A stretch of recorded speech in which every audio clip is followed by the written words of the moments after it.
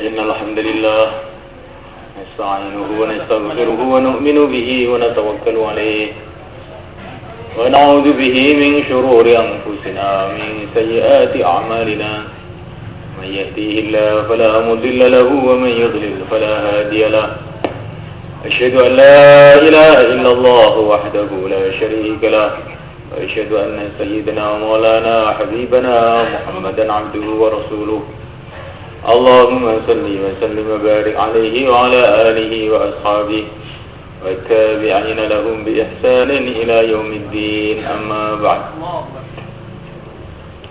فقد قال في كتابه الكريم والذين جاهدوا فينا لنهدينهم سبلنا وإن الله لمع المحسنين. Hadirin muliakan Allah Ta'ala, pertama kali yang harus kita pikirkan dan yang selalu harus kita pikirkan sampai pada akhir hayat kita adalah iman. Iman ini harus kita pikirkan mulai sekarang, nanti, dan terus menerus kita pikirkan sampai akhir hayat. Pelajaran iman ini pelajaran yang pertama, pelajaran yang terus menerus, dan pelajaran yang terakhir. Mulai lahir kita mesti harus sudah belajar iman, mendengarkan kalimah-kalimah iman, Allahu Akbar, Allahu Akbar, La ilaha illallah, sampai akhir hayat kita sudah sakaratul maut, kita pun masih perlu belajar iman. Laqinu mautakum bila ilaha illallah.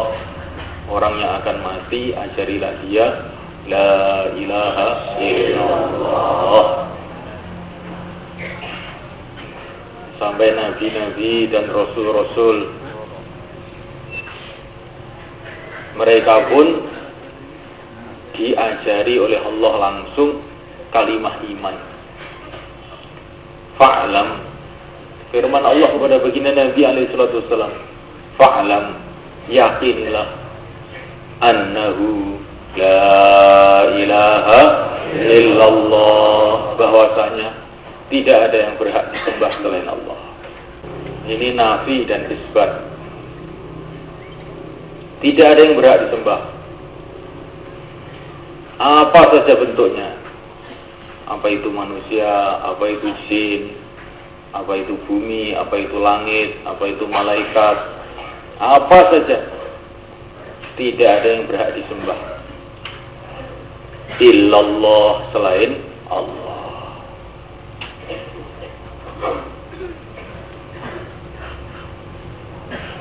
Yang selain Allah adalah makhluk diciptakan oleh Allah SWT. Yang besar diciptakan oleh Allah, yang kecil diciptakan oleh Allah, yang tampak diciptakan oleh Allah, yang tidak tampak diciptakan oleh Allah, yang hidup diciptakan oleh Allah, yang mati pun diciptakan oleh Allah, yang di dunia diciptakan oleh Allah, yang di akhirat juga diciptakan oleh Allah. Apa saja, kullun min indillah, semua adalah dari Allah.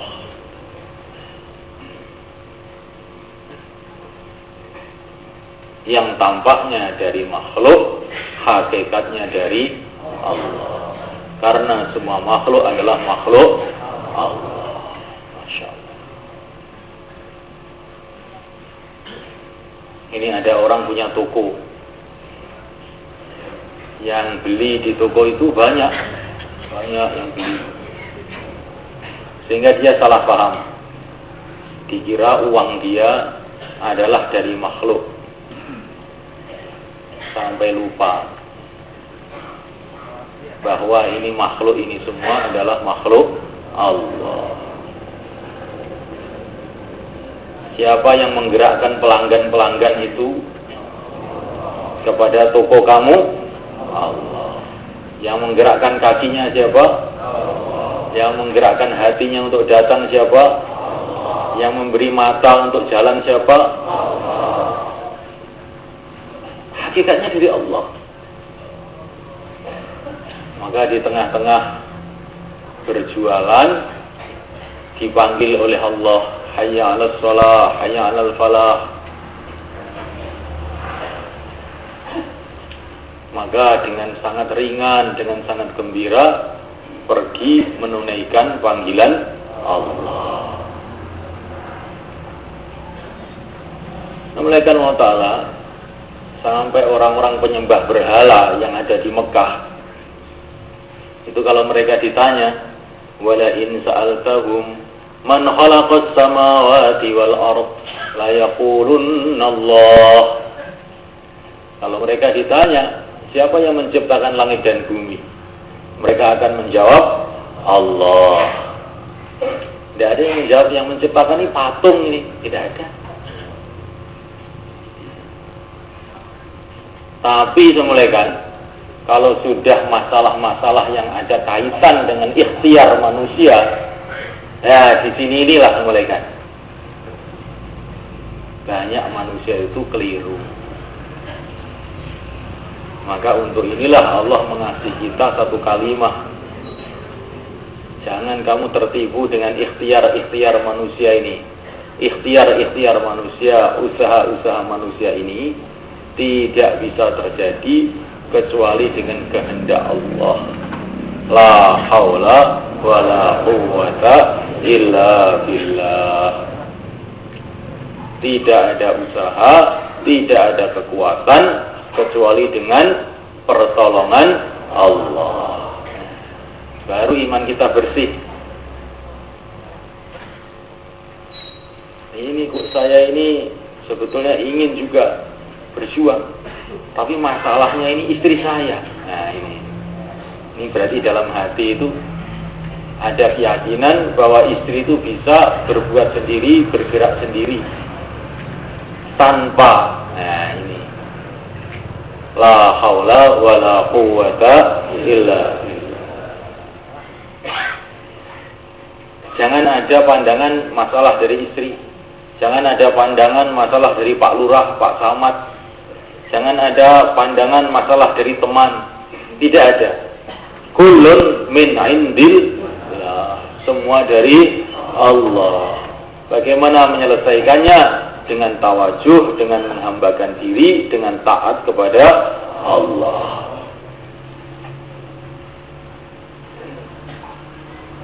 Nafi isbat ini perkara yang paling penting.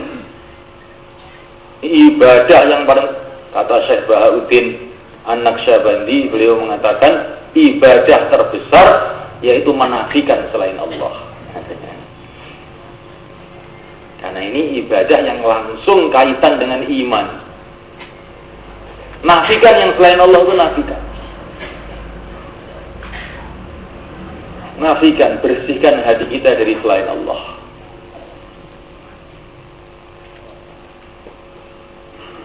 Hati itu seperti masjid, kata para ulama. Kalau ada selain Allah diagung-agungkan di situ, berarti sama saja membawa berhala dibawa ke masjid. Jadi hati itu seperti masjid. Wa annal masajida lillah fala tad'u ma'allahi ahada. Masjid itu hanya untuk mengagungkan Allah. Jangan engkau mengagungkan, jangan engkau memanggil, jangan engkau berdoa, jangan engkau meminta kecuali kepada Allah.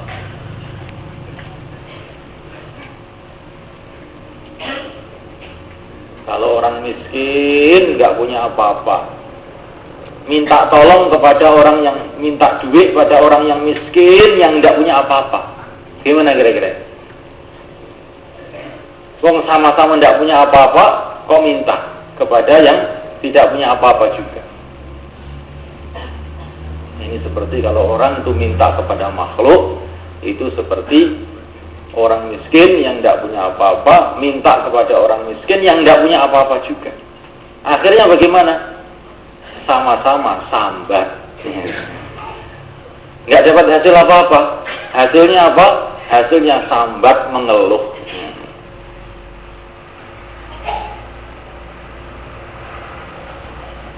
Nah, makhluk tidak punya apa-apa.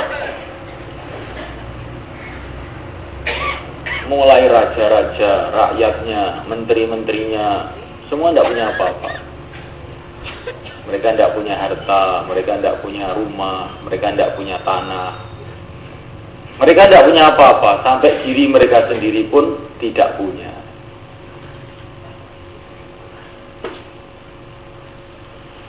Sampai yang dikatakan kaki mereka, sebetulnya bukan kaki mereka, mereka nggak ikut menciptakan. Sampai yang dikatakan mata mereka, mereka juga tidak punya. Kalau sudah waktunya oleh Allah diambil matanya, mereka teriak-teriak juga tidak akan bisa mengambil balik. Yang dikatakan itu diri mereka sendiri itu. Oh, diri mereka sendiri apa? Mereka tidak punya diri juga.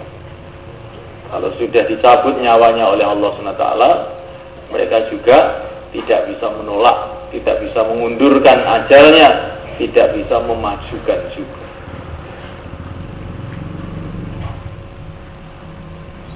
Nah, mulai kan, maka orang yang ada hakikat iman di dalam hatinya, seperti seorang sahabat ditanya oleh Nabi, bagaimana hakikat imanmu? Maka sahabat tadi menjawab, ya Rasulullah, kalau pagi saya tidak ada keyakinan akan bisa hidup sampai sore. Kalau datang waktu sore, saya tidak ada keyakinan bisa hidup sampai pagi. Kalau saya mengangkat kaki saya yang kanan, saya tidak ada keyakinan bisa meneruskan perjalanan dengan mengangkat kaki kiri. Merasa tidak punya apa-apa.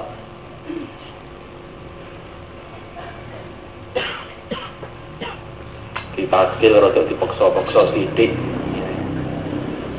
Nyapot awak-awakku dhewe. Nah, lah iki kumat iki. Kumat, nek wis omong awak-awakku dhewe kumat. Sorone penyakite ngoten kumat. Nek waras niku desundi. Aku iki kawulane Allah, sing gawe Allah, bondoku bondone Allah. Saiki eneng perintah Allah, ya bismillah mangkat. Nah, ini waras. Tapi mungkin sampean aja ngelokne wong ngoten niku wae.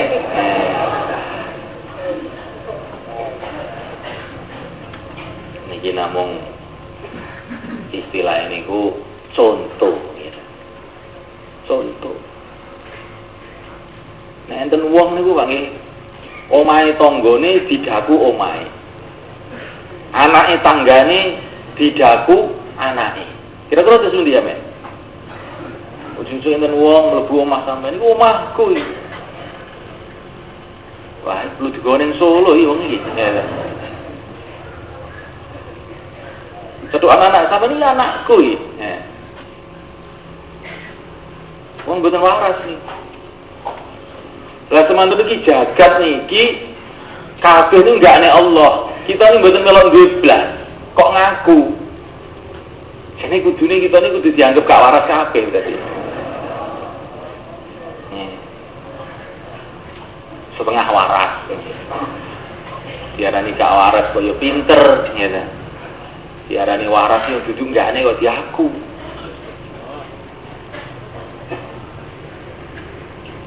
Iman ini semulaikan wa ta'ala. Penting kita renungi lagi dan lagi, kita pikirkan lagi dan lagi. Karena sebesar-besarnya dosa adalah syirik. Syirik itu keyakinan bahwa selain Allah punya apa-apa. Selain Allah punya kekuasaan, selain Allah punya kekuatan, selain Allah punya sesuatu. Inilah namanya syirik. Ini sebesar-besarnya dosa. Karena ini berarti mengingkari keagungan Allah SWT, mengingkari kehebatan dan kesempurnaan Allah SWT. Ini dosa yang tidak akan diampuni kalau tidak taubat sebelum mati. Maka Syekh Yusuf rahimahullah beliau mengatakan, apa maksudnya orang disuruh keluar di jalan Allah?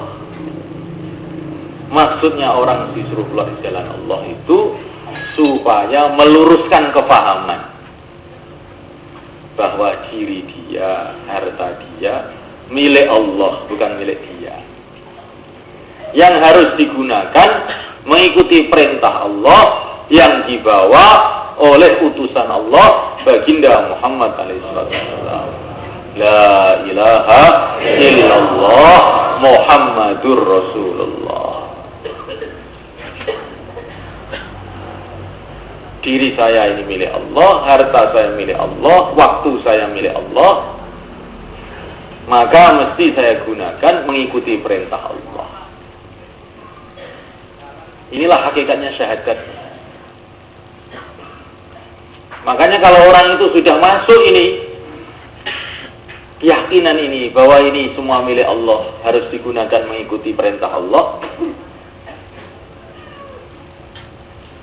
maka Assalamualaikum Allah Ta'ala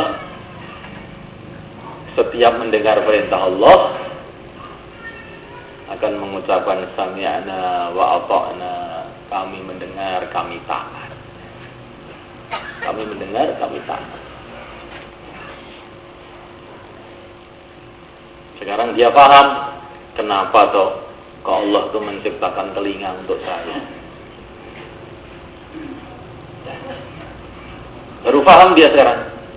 Ternyata Allah menciptakan telinga untuk saya ini supaya saya ini bisa mendengar perintah-perintah Allah yang dibawa oleh utusan Allah baginda Muhammad sallallahu alaihi wasallam.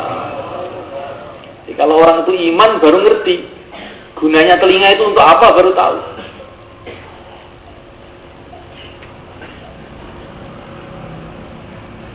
Kalau orang itu ada iman baru tahu gunanya mata untuk apa. Kuling duru madza fis samawati wal ardh. Lihatlah apa yang ada di langit, apa yang ada di bumi. Apa yang ada di langit, apa yang ada di bumi, di sanalah kudrat Allah, kekuasaan Allah tampak. Yang mengatur langit, yang mengatur bumi,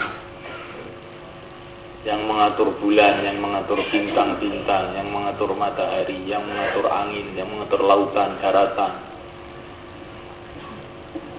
Segala sesuatu yang ada di dunia ini ada tertibnya, ada aturannya. Pohon-pohon ada aturannya, daun-daun ada tertibnya.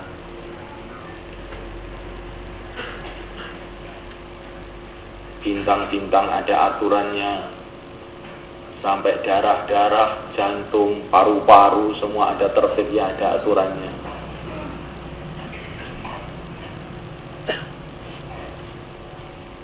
Setiap ada aturan berarti ada yang mengatur. Setiap ada tertib berarti ada yang menertibkan. La ilaha illallah. Gunanya mata untuk melihat keagungan Allah. Inna sam'a wal basara wal fu'ada kullu ulaika kana anhu mas'ula. Mata, telinga, hati akan ditanya nanti, kamu gunakan untuk apa? Setelah mata melihat bagaimana kudrat Allah, kekuasaan Allah yang meliputi seluruh jagat raya dan meliputi seluruh zahir dan batin manusia. Coba ini orang sekian banyak ini, hatinya itu yang dipikir lain-lain, yang dirasakan lain-lain. Ada yang dirasakan itu, dia merasakan keagungan Allah, saya dilihat oleh Allah, didengar oleh Allah. Ada sebagian lagi melihat negeri akhirat, bagaimana kehidupan akhirat. Ada sebagian lagi teringat anaknya, teringat istrinya. Ya. Ada sebagian lagi nggak mikir apa-apa, kosong, belum. Coba sama mereka. Bagaimana ini manusia tidak bisa menguasai hatinya sendiri?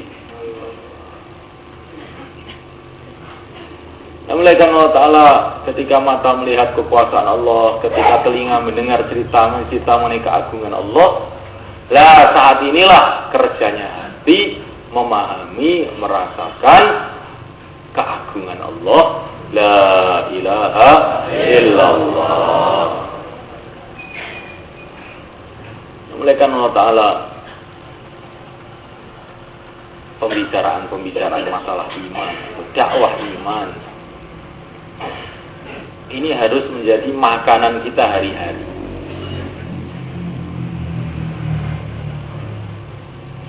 Sebagaimana kita ini merasa perlu makan, minum, kita ini juga harus merasa perlu mendengar, perlu duduk dalam suasana dakwah iman. Bahkan itu lebih penting dari makan dan minum itu. Maka dulu para sahabat ini semulaikan Allah Ta'ala, kadang-kadang mereka tidak makan, kadang-kadang mereka tidak minum, tapi tidak pernah mereka ini meninggalkan suasana dakwah. Tidak pernah meninggalkan suasana agama. Bagi mereka suasana agama itu lebih penting dari makan daripada minum. Ditinggalkan makanannya, ditinggalkan minumannya, ditinggalkan kesenangannya demi untuk duduk, demi untuk berada dalam suasana-suasana agama. Suasana agama ini, suasana dakwah, suasana ta'lim wa ta'allum, suasana zikir dan ibadah, suasana mahabbah dan kasih sayang antara orang Islam, inilah suasana agama.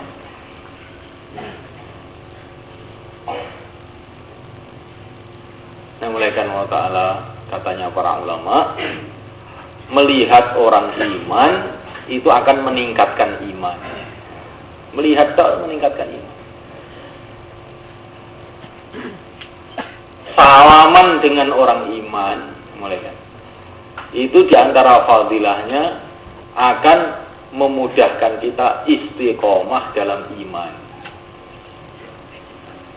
Man sofahani wa sofaha man sofahani ila yaumil qiyamah dakhalal jannah.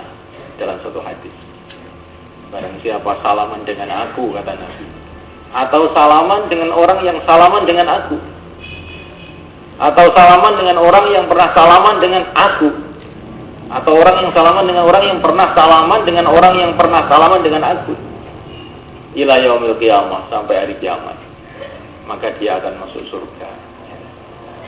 Ya, orang Islam yang sekarang ini kan pernah salaman juga dengan orang Islam yang sebelumnya. Dan mereka ini pernah salaman dengan orang Islam yang sebelumnya lagi. Pernah salaman dengan para sahabat, pernah salaman sama Nabi. Jadi ketemu orang Islam, kasih sayang dengan orang Islam, salaman dengan orang Islam, bagian dari cara untuk menjaga iman kita. Maka suasana dakwah, suasana taklim, suasana ibadah, dan suasana khidmat, akhlak yang baik, suasana mahabbah dan kasih sayang. Ini untuk menjaga iman kita, ini 4 suasana itu harus ada dalam kehidupan kita. Taklim itu harus ada. Kalau taklim tidak ada, akhirnya kita ini mengamalkan agama manut grubyuk. Ngertos manut grubyuk Pak? Hanya ikut-ikutan saja. Tidak ala basirah, tidak jelas. Akhirnya sudah dakwah, sudah keluar 4 bulan, keluar 40 hari. Karena waktu dakwah ini dia tidak taklim dengan cara yang benar. Sehingga akhirnya di tengah jalan bingung. Ya, foto kesedak ini barang ini, cari ini. Berhenti, tidak dakwah lagi. Maka taklim ini penting. Kita ini dakwah ini harus tahu. Nyapo kok tidak dakwah ini nyapo. Kita ini harus membaca kitab-kitab yang ditulis oleh para ulama, membaca cerita-cerita dalam Al-Quran yang semua itu cerita bahwa para nabi, para rasul, para sahabat, pengikut-pengikut mereka semuanya senantiasa siang malam mengajak manusia kepada Allah. Jadi kita ikut mereka itu genah. Ini apa tuh kang kota mubang derek Kanjeng Nabi genah. Tapi wong niku nek mboten taklim. Nggih dilokne wong bingung. Akhire iya nyapa aku ngene iki. Kira lerek. Maka kitab-kitab fadilah amal itu dibaca dengan sungguh-sungguh. Kemudian ditambah lagi sekarang arahan para masyayikh kita membaca kitab Muntakhobul Ahadits yang ditulis oleh Maulana Yusuf rahimahullah, sudah terjemah. Di situ dijelaskan fadilah iman, fadilah sholat, 6 sifat itu. Ini dari Qur'annya, dari hadisnya, fadilahnya keluar jalan Allah, Qur'annya, hadisnya, semua ada. Sehingga kita ini ala basirah. Hidup ini tuntunannya itu jelas, yang diikuti itu jelas. Sehingga kalau kita ini sholat berdoa, ihdinas siratal mustaqim, ya Allah tunjukilah kita jalan yang lurus. Siratal ladzina an'amta 'alaihim, jalannya orang-orang yang telah Engkau beri nikmat. Maka dalam hati itu sudah tampak siapa mereka itu. Nabi-nabi, rasul-rasul, para sahabat. Ya Allah tunjukilah aku jalan yang lurus. Seperti jalannya Nabi Nuh alaihi salatu wassalam. Inni da'autu qaumi laila wa nahara, siang malam dakwah. Seperti jalannya Nabi Adam alaihi salatu wassalam, selalu taubat. Selalu taubat. Rabbana zalamna anfusana wa illam taghfir lana wa tarhamna lanakunanna minal khasirin. Selalu taubat. Ya Allah, aku telah berbuat salah pada diriku sendiri. Jadi orang ini kalau berbuat dosa, meninggalkan amal agama, sebetulnya berbuat salah pada dirinya sendiri. Karena dia akan menjerumuskan dirinya ke neraka. Menjerumuskan kakinya ke jahanam, tangannya ke jahanam, kepalanya ke jahanam.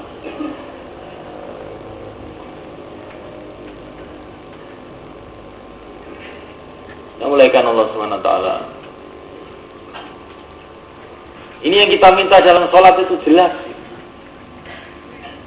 Yang kita minta ini jalan hidupnya Nabi Musa alaihi salatu wassalam. Walaupun dimusuhi dari segala arah, pemerintahannya zalim, dalam suasana yang tidak karu-karuan, tetap istiqomah.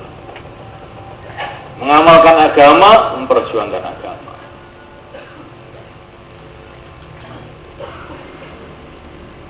Seperti jalan hidupnya istrinya Fir'aun. Walaupun di istana Fir'aun, ditindas oleh Fir'aun, yang dipikir adalah akhirat. Ya Allah, bangunkanlah untuk aku satu rumah di surga, katanya istrinya Fir'aun.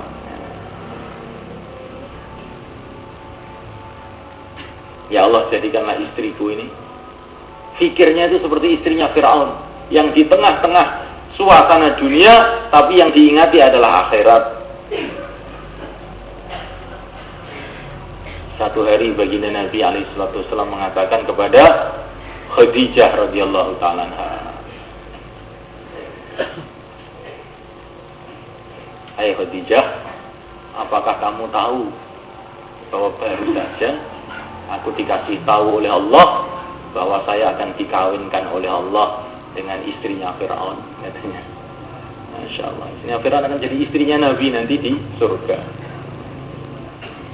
Maka Khadijah radhiyallahu ta'ala mengatakan birrafa'ul banin, semoga berkat ya Rasulullah. Birrafa'ul banin, semoga rukun, punya anak yang banyak. Firrofa wal banin.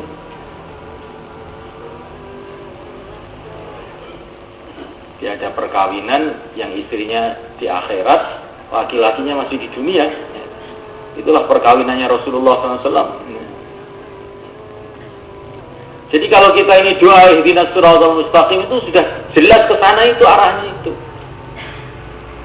Minta jalan hidupnya Nabi Adam, minta jalan hidupnya Nabi Nuh, minta jalan hidupnya Nabi Musa, minta jalan hidupnya Nabi Ibrahim alaihissalam, yang meninggalkan seluruh kecintaannya demi Allah untuk kecintaannya kepada Allah. Nabi Ibrahim ini orang yang saking tawajuhnya kepada Allah sampai ke tingkatan tidak bisa mengingati apa-apa selain Allah. Nabi Ibrahim kata-katanya begitu, itu sifatnya. Ya Khalilullah, kekasih Allah. Sehingga tangannya ditali, kakinya ditali, dilemparkan dalam api. Ya tidak ngomong apa-apa. Tangan saya kok ditali kenapa? Tidak. Namrud kamu ini zalim, tidak. Dilemparkan dalam api. Hasbunallah, cukup Allah.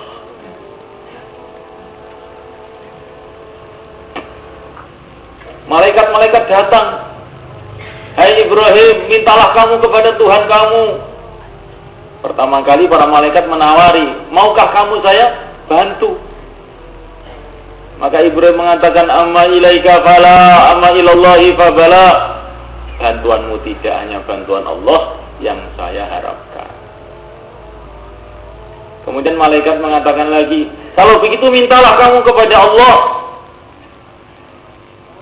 Maka Ibrahim mengatakan, ilmuhu bihali yughnini an su'ali. Dia sudah tahu kenapa saya minta. Dia sudah tahu.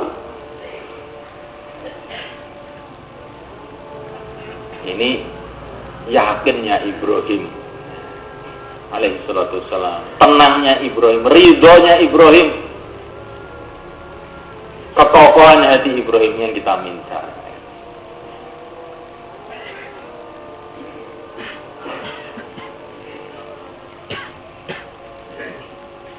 Maka kalau kita ini ada masalah-masalah, itu ingat Nabi Ibrahim itu. Jangan bicara masalah. Kalau ada masalah, jangan bicara masalah. Bicara keagungan Allah seperti Nabi Ibrahim. Sebaik-baiknya cara untuk menyelesaikan masalah, yaitu jangan bicara masalah, diganti dengan bicara keagungan Allah. Ini kata para ulama. Di baginda Nabi alaihissalam dengan Abu Bakar Siddiq radhiyallahu ta'ala dikepung orang-orang kafir di Gua Saur. Maka baginda Nabi alaihissalam apa yang dibicarakan dengan Abu Bakar itu apa pada waktu itu? Ma zannuka fi tsnain ya Abu Bakar, Allahu tsalisuhuma. Hai Abu Bakar, bagaimana sangkaanmu? Hai Abu Bakar, bagaimana sangkamu? Ada dua orang, saya dengan kamu, disertai oleh Allah. Apa belum cukup Abu Bakar?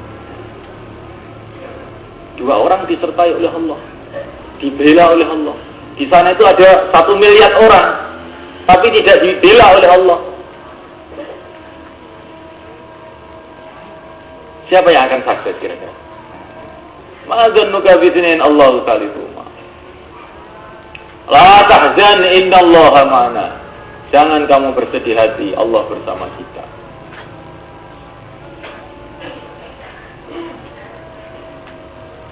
Fa in tawallau faqul hasbiyallah. Ini perintah Allah kepada baginda Nabi. Kalau orang-orang itu kamu dakwai dan mereka tidak mau, berpaling, menentang, faqul hasbiyallah, katakanlah hasbiyallah, cukup Allah. Jangan kamu caci mereka, kamu jangan ngomong macam-macam. Hasbi Allah, cukup Allah. Latihan ngoten niku wae. Aja nek nasil wong gak gelem, ngejak wong gak gelem, pancen wong ki atos atine. Wong iki jeneng atos atine. Nah, iki jenenge dakwah ora nggo tertib. Dakwahi paling tawallahu faqul hasbiyallah. Kalau mereka berpaling katakanlah hasbiyallah, cukup Allah. Alaihi tawakkaltu wa rabbul arsyil azim. Hanya kepada Allah aku bergantung, dialah Tuhannya arasy yang agung.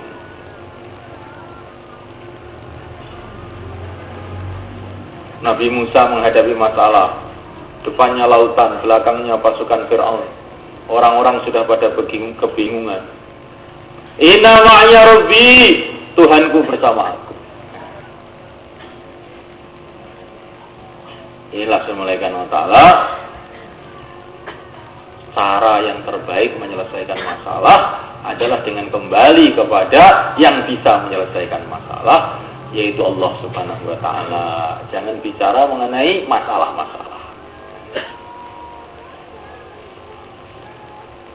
La ilaha illallah. Itu yang masalah.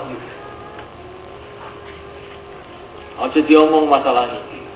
Diomong tambah merusaknya hati. Kalau kamu ingin masalah itu hilang, buanglah masalah itu dari hati kamu dulu pertama.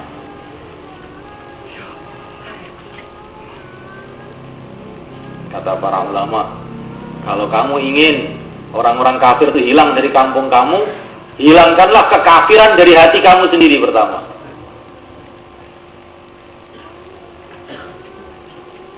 Maka doanya Syekh Namul Hasan, beliau doa Allahumma akhrijil yahudiyata wan nasraniyata min qulubil muslimin. Ya Allah, keluarkanlah sifat-sifat Yahudi, sifat-sifat Nasrani dari hati orang Islam. Jadi beliau tidak doa keluarkanlah orang Yahudi, orang Nasrani dari kampung saya, dari negeri saya, tidak. Doanya keluarkanlah sifat-sifat Yahudi dan Nasrani dari hati orang-orang Islam. Kalau nanti sifat-sifat Yahudi, Nasrani itu keluar dari hati orang Islam, orang Nasrani itu akan lari sendiri sudah.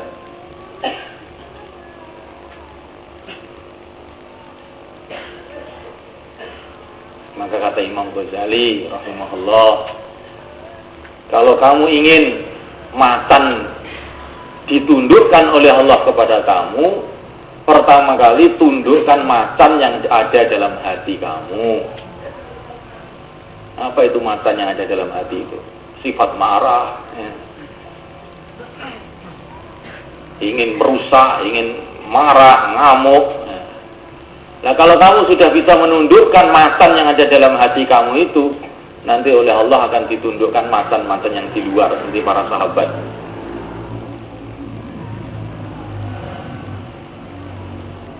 Maka di antara sahabat yang paling halim, paling sabaran, nggak mudah marah, itu adalah Sayyidina Muawiyah. Sayyidina Muawiyah itu orangnya halim. Dimarahkan itu nggak marah-marah itu orang itu. Satu hari Sayyidina Muawiyah ini punya sawah. Sawahnya ini bertetangga dengan satu tokoh Arab, namanya tidak usah disebut.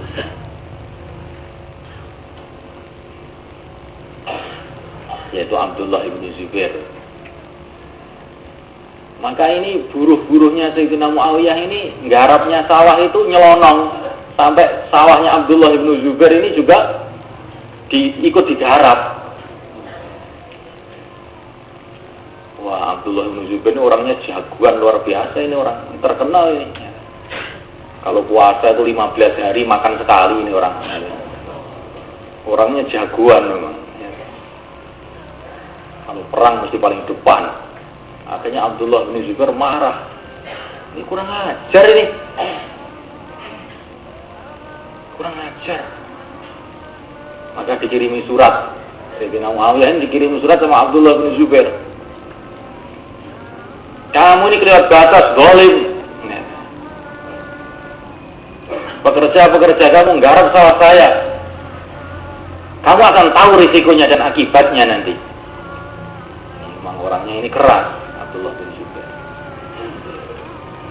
Maka Sayyidina Muawiyah ini padahal beliau ini seorang khalifah, maka beliau ganti kirim surat pada Abdullah bin Zubair.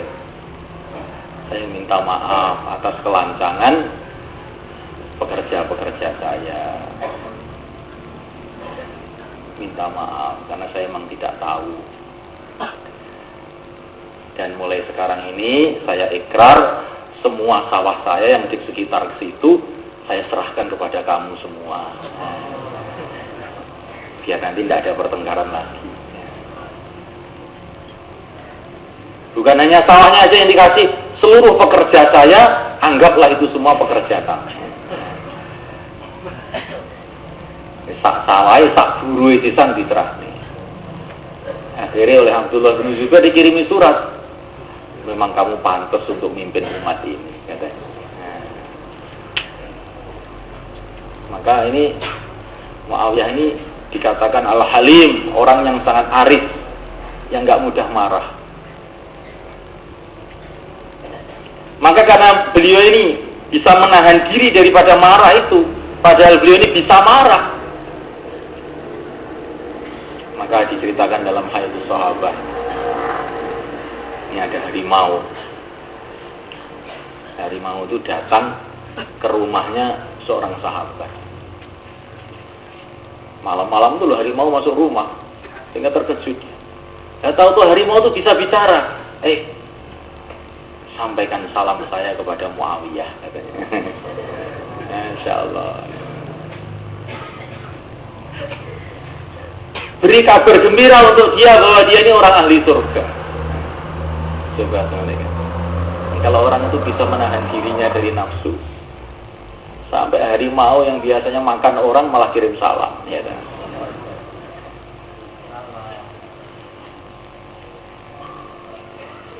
Ini mulaikan Allah SWT. Maka untuk menjaga iman kita ini perlu diwujudkan dakwah iman terus-menerus, perlu diwujudkan taklim supaya kita ini hidup itu jelas, dalane itu jelas. Arah kehidupan kita ini kemana itu harus jelas. Tanda-tanda orang itu akan sukses, akan beruntung, pertama kali dia mengenal Tuhannya. Kemudian yang kedua kali dia mengenal pimpinannya.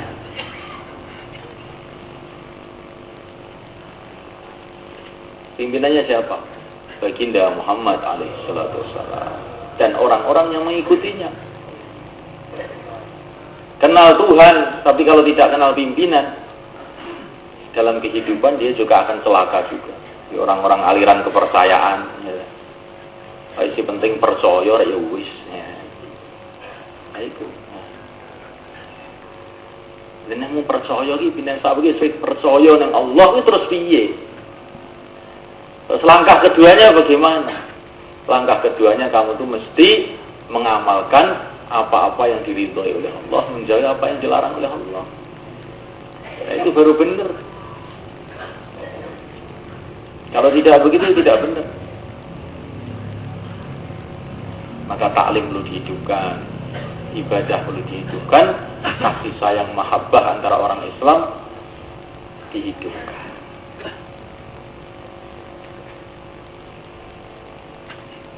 Melihat mukanya orang Islam menambah iman, katanya para ulama. Ini dihafalkan ya, harus melakukan. Supaya kita ini ketemu orang itu senang, gitu. Ketemu orang Islam itu senang.